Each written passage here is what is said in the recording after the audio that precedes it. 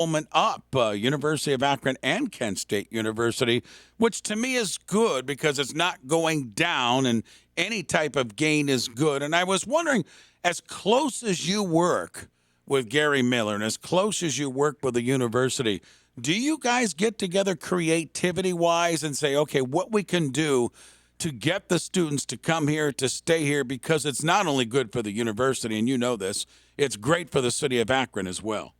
Well, good morning, Ray, and thanks for having me on. I think you highlighted a perfect point, and we get together over, since President Miller became president, we have a bi-weekly meeting group that gets together that talks about a lot of different things when it comes to not only enrollment, and certainly excited to see those figures. I think Gary and his team have done a wonderful job of, positioning the university. It's a world-class research university when it comes to polymer science.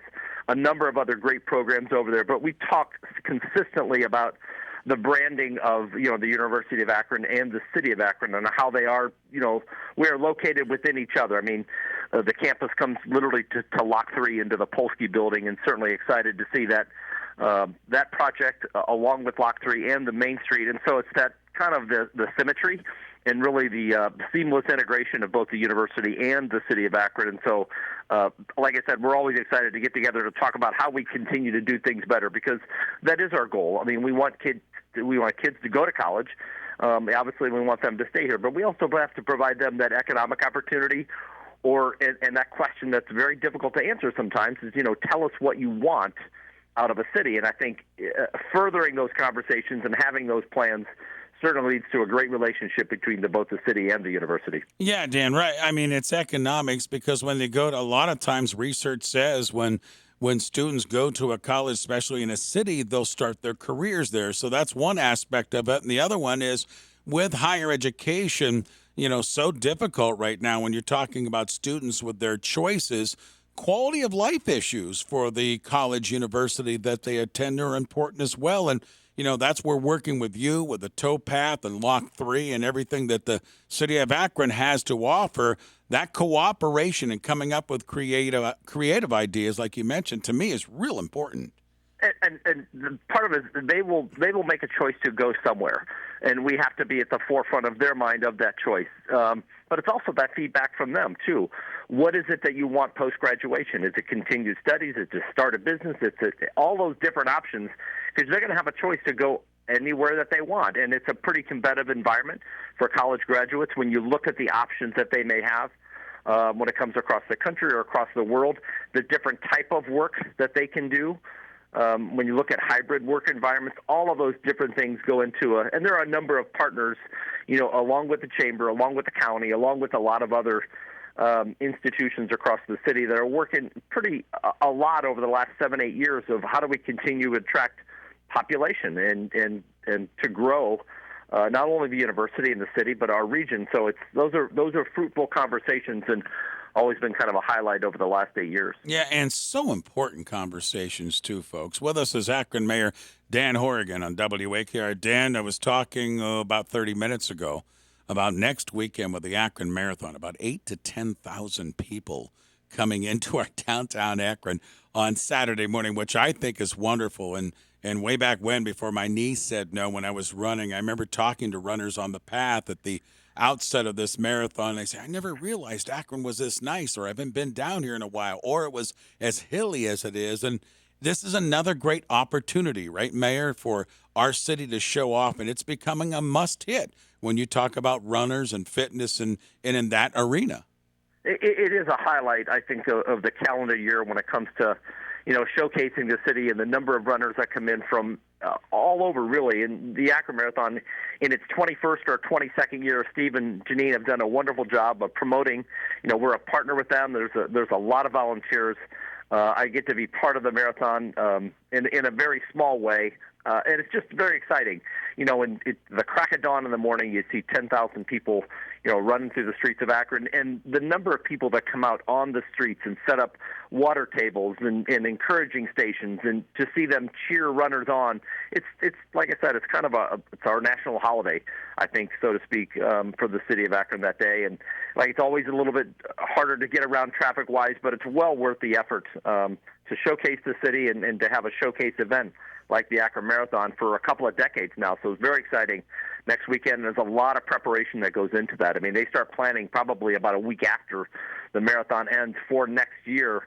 And like I said, it's been a really exciting part of the last 8 years, the last 2 decades that the marathon has been part of the city. And that course, too, really showcases Akron and going around to the different highlights of our city. So that's next weekend. Mayor, let me ask you this. You're heading into, after next weekend, you're heading into the final quarter. Has it sunk in? 8 years pretty darn quick as mayor of our city. It does go pretty quick. I mean, there's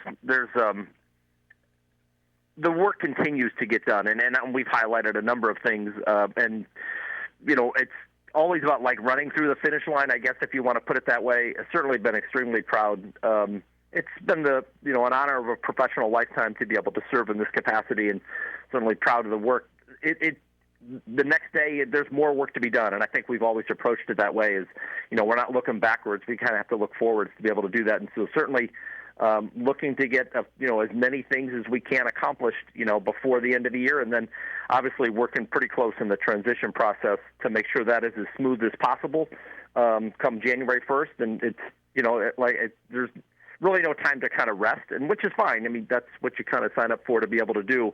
And looking forward to a next chapter in that transition to make sure it's as smooth as possible for the residents that we all serve. Akron Mayor Dan Horrigan with us, and Dan, there's certainly a lot of things each and every day on the table of Mayor of the City of Akron. We can go on and on there, but as you head into the final quarter, October, November, December, a lot of companies and businesses will wind it down and get ready for 2024, but I know there's a lot of unfinished business that you'd like to try to at least partially clear off that desk in the last 90, 100 days that you have to serve as mayor. A couple of things that you want to make sure that you address? Well, as we look through the list, the number of things that, especially with the American Rescue Plan Act and how we're doing those things when it comes to home repair, when it comes to public space, Ed Davis Community Center, getting completed. The pool was open this year. Hopefully Patterson Park and Reservoir Park. A lot of those different things that, just timing-wise, hopefully, they'll come to fruition and we'll be able to get those started by the end of the year. And certainly, there are daily things, like you said, excuse me, weekly and monthly things always, certainly still aggressive in the economic development front and the safety front and continuing to build relationships in neighborhoods. So all of that kind of, it keeps going, which and it continues to need to be managed and led, and we'll continue to do that till the end of the year and make sure that, like I said, there's a smooth transition process through December and January. Mayor, as you know, I wasn't here last week. Gene was doing a great job filling in for me. So you probably addressed this, but for my own taking and for maybe listeners that missed it, the police chief situation in the city of Akron, did that catch you off guard? Did you kind of know that was coming, and where are we as far as going down the road with that?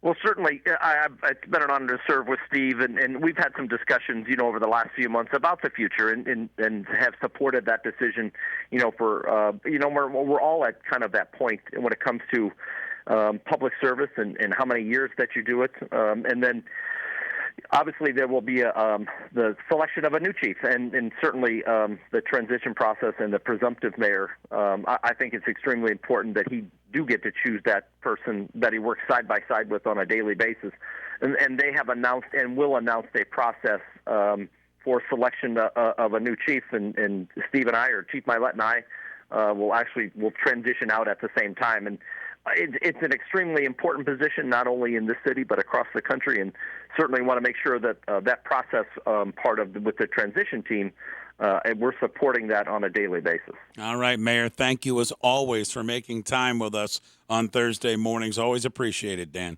Thanks, Ray. Have a great weekend. See you next weekend for the marathon. You got it. Akron Mayor Dan Horrigan. He joins us Thursdays at this time here on 93.5, 1590 WAKR.